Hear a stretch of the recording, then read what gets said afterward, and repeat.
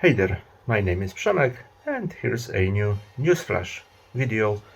So let's discuss some of the latest news from a post-industrial little world.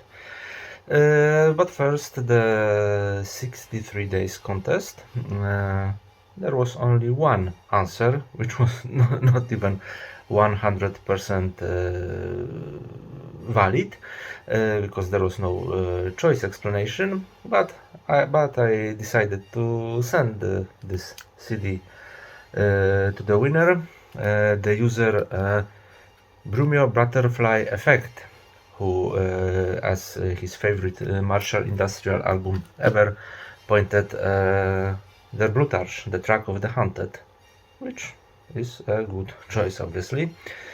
And he'll get this CD along with my Garmon Desprit Written in Stone CD.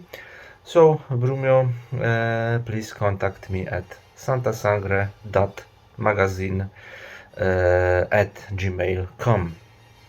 Actually, I'm a bit disappointed. Of course, I didn't expect much answers, but maybe 3 or 4, so I had anything to choose from, but oh well. Okay, the news. Cryo Chamber's new offering is Teenade and Soul Massive album Remnants of War. This is Ukrainian-Lithuanian collaboration, and you see the cover and you know what to expect. A sci-fi themed dark ambient with a strong cyberpunk feel. The label says that Teenade and Soul Massive team up on this synth-heavy track ambient sci-fi album, focusing on the rise of AI, mechs, and the aftermath of a future war. Crunchy treble contrasts with thumping bass to pull you into its world of heavy robotics, neural interfaces, and sci-fi atmospherics. The underground facility is a bleak maze of dimly lit corridors echoing with the hum of machinery. In your cold metallic exosuit, you move through shadows, your visor projecting eerie holographic warnings. Deca 6, your silent partner, and you approach the central chamber. The distant gunfire adds to the oppressive atmosphere. The enemy mech looms, a dark silhouette. You engage your weapons, and the chamber erupts in flashes of phosphorescent light, casting haunting shadows. Recommended for fans of analog synths, sci-fi, and military mechs. I'm a fan of military mechs, but only from video games like Armored Saint or this kind of stuff. But I'll check this album, especially that it's already out since March 12th, 2024. I don't know even why I'm saying this, because it's obvious fact. Also, Cyclic Law has announced 3 new albums.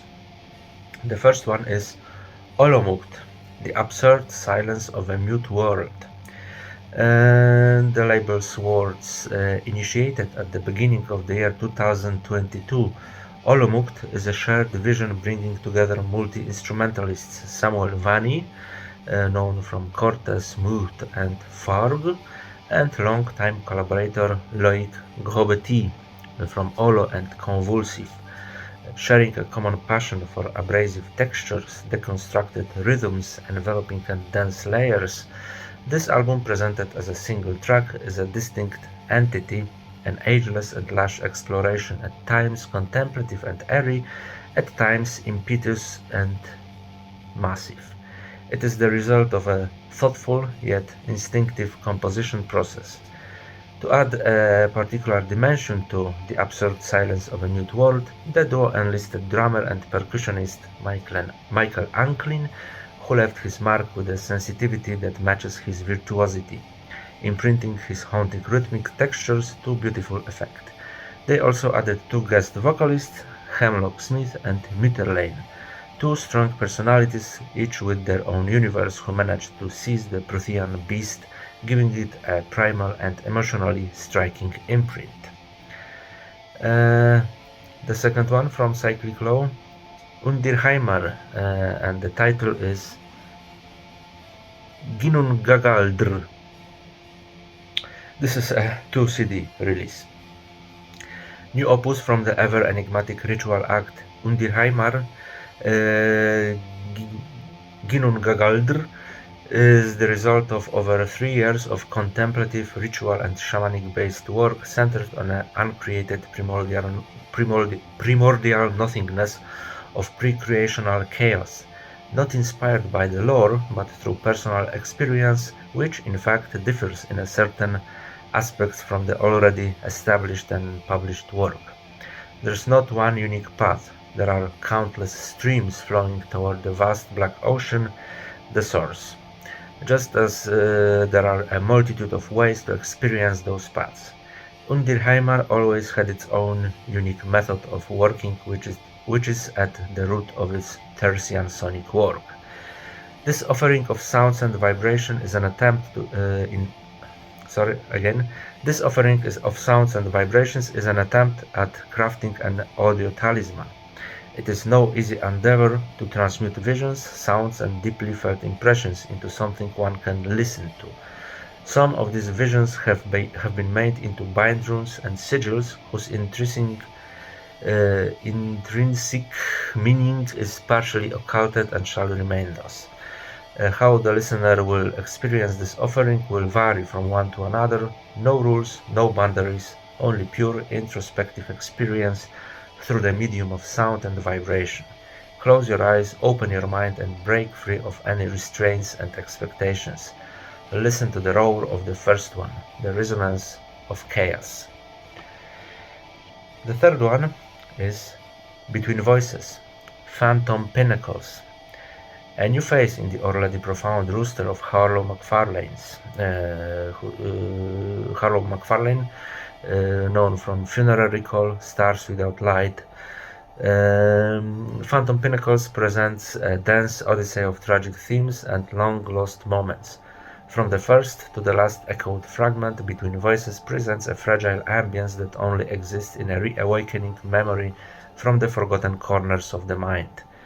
Vignettes of swarming synthesizers and humble symphonies weave into off-kilter, melancholic melodies extracted from a magnetic void of corrupted data and analog tape. Opaque sketches splinter time and distort reality into an angular alternate state, evoking a fruitless attempt to catch a fading dream as it slips away into the dim light. The dreamer left somber and abandoned in the hiss and flutter of voices singing and shouting from a liminal fog.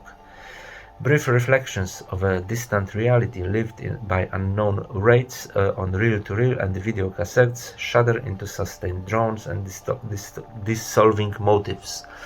Shocks of familiarity reside in the otherworldly, but only until the disembodied return and resume their broken soundtrack. Their cries left resounding in the distance, still haunting and crackling texture, resurrected in shimmering tones and spectral scapes. Within this fading illusion, Between Voices manages to stretch sound to its limits until time itself seems to come to a delicate standstill and all is crushed in a graying and growing expanse of transcendent forgotten music. These three offerings from Cyclic Law, I don't know exactly when they will be released, but I think in April. Another news, there is a second album by Onus, which is a project by Empuze and Peter Biargo, whom you may know from Arcana, Sofia, and several other projects. The first Onus album was out in 2016 via Cyclic Law, and it was titled Proslambanoenos. This time it's an album by Empuze featuring Peter Biargo, and Onus is an actual title of the record. A bit complicated for a simple mind like mine. Anyway, this one is out under the wings of Belgian label Consoling Sounds, and the label says that Onus marks the second collaborative venture between Empuze and Peter Biargo, following their critically acclaimed album Proslambanoenos. Unlike their previous collaboration, where Nicolas from Empuze added instrumentations to Peter's compositions, Onus takes a reverse approach. Peter contributes his voice and additional sounds to Nicholas' compositions, resulting in a seamless fusion of their musical universes. A voyage into the darkest aspects of humanity, navigating through ambient atmospheres, melancholic chants, floating arpeggios, drifting melodic paths, pounding drums, alienating analog, leaving the voyager in the endless duality between hope, solidarity, and empathy against despair. Onus literally means burden of life. It's about the chains we have connected with our demons as individuals, as well as the darkest and most cruel aspects of humanity.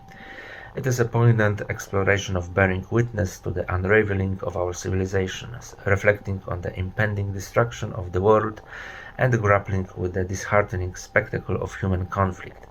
A poignant realization of our powerlessness in the face of such turmoil. Release date March 29th.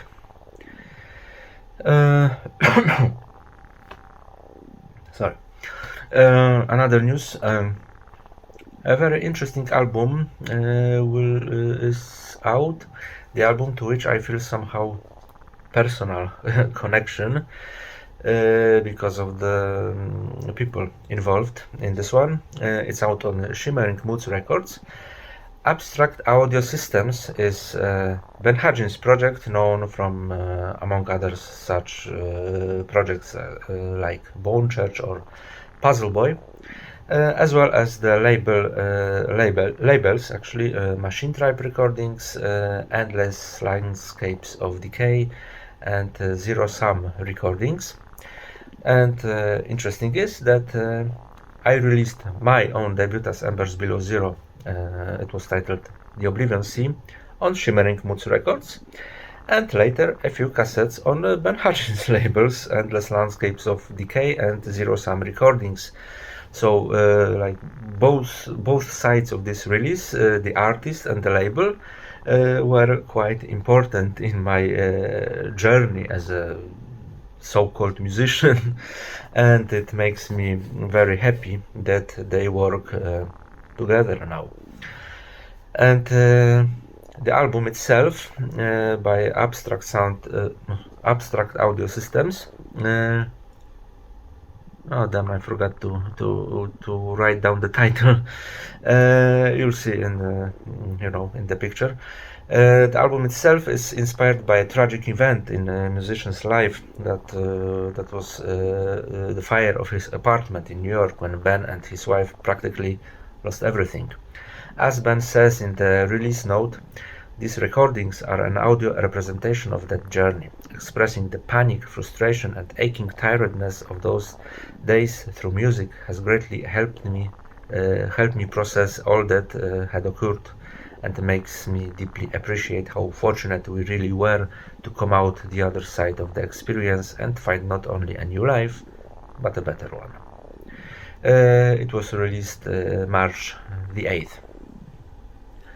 Zoharom Records is so active that I don't remember which albums were announced in this Newsflash series and which weren't. But the three latest announcements are Nimh, Before and After Silence. The label says that recently Giuseppe Verticchio has devoted a lot of work to organizing and systematizing a rather extensive archive containing both projects that were practically completed but never published, as well as sketches and abandoned fragments of registered ideas that, for various reasons, were not continued, even though some of them even date back to the late 1980s.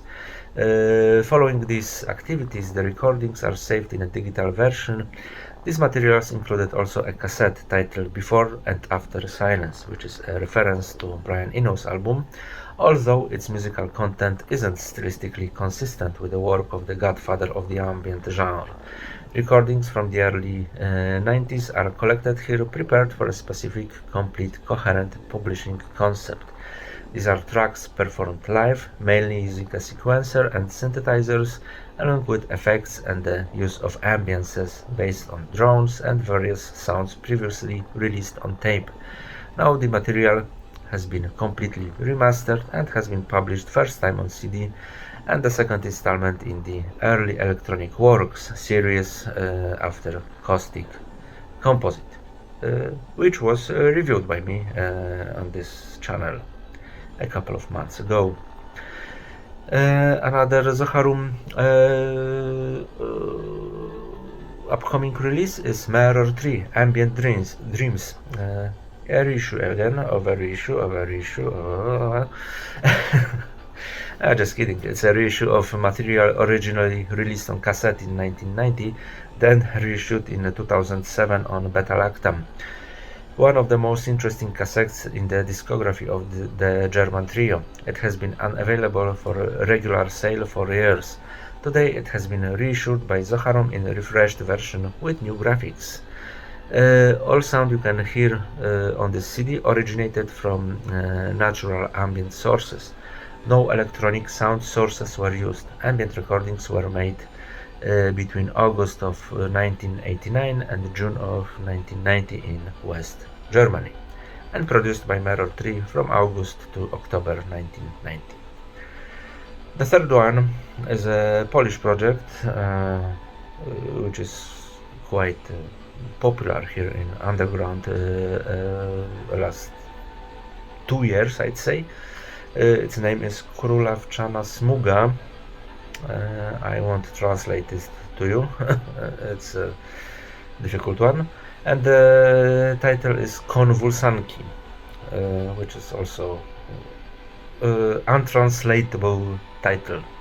But maybe Konwulsanki. Lullabies made by convulsions. No, never mind. Forget what I say. The label says, when the mind cannot sleep, the demons wake up. Convulsive lullabies. Okay, convulsive lullabies are like night dreams, intrusive thoughts and words appearing at inappropriate times. These are frustrations, unresolved dispute, demons of the past, ghosts of poorly made decisions, and all kinds of human weaknesses. What builds the identity of an individual and consequently a group despite everything. Zacharum presents the new fifth album by Królewczana Smuga titled Konwulsanki.